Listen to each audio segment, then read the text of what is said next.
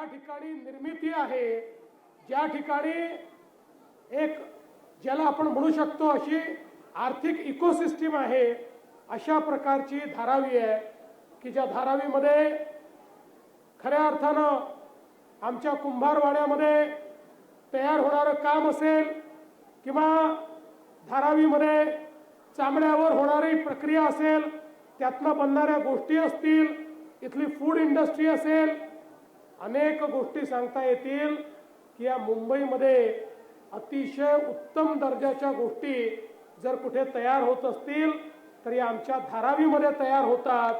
अतिशय कष्टाळू, अतिशय मेहनती लोक या धारावीमध्ये राहतात आणि म्हणूनच खऱ्या अर्थानं इतके वर्ष या धारावीच्या बद्दल चर्चा खूप व्हायच्या। ज्यावेळी राजीव गांधी देशाचे प्रधानमंत्री होते त्यावेळी चर्चा झाली की धारावी एशियातलं सगळ्यात मोठं स्लम आहे आणि म्हणून याचा पुनर्विकास झाला पाहिजे। पण त्यानंतर 30 वर्ष निघून गेले, काही झालं नाही।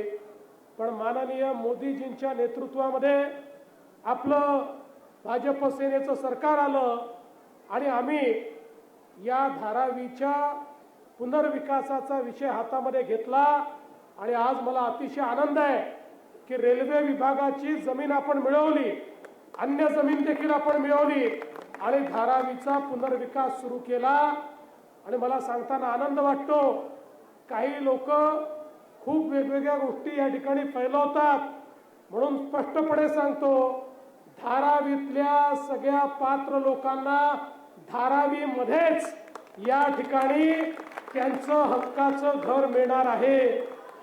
आणि या ठिकाणी जे सगळ्यात छोटं घर आहे तेही 300 स्क्वेअर फुटाचं नाही, ते 350 स्क्वेअर फुटाचं असणार आहे। हा देखील राज्य सरकारने निर्णय घेतलाय।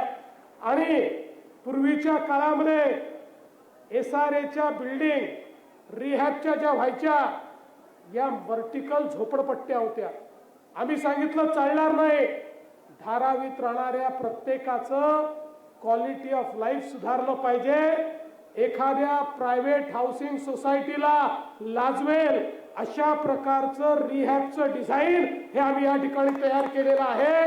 इथे राहणाऱ्या एक एक व्यक्तीला आपल्या जीवनातलं परिवर्तन लक्षात येईल।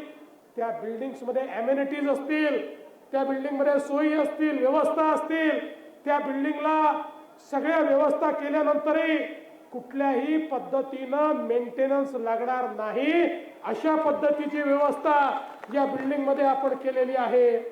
आणि एवढंच नाही तर धारावीचा संपूर्ण विकास करताना या ठिकाणी या सगळ्या एरियामध्ये गार्डनही तयार करणार आहोत, या क्षेत्रामध्ये खेळाचं मैदानही तयार करणार आहोत। आणि विशेषतः धारावीमध्ये जो व्यवसाय आहे त्या व्यवसायाच्या आधारावर ही धारावी उभी आहे। त्यामुळे रहिवासी लोक इकडे आणि व्यवसाय दुसरीकडे असं चालू शकणार नाही। आणि म्हणून हाही निर्णय आम्ही घेतला की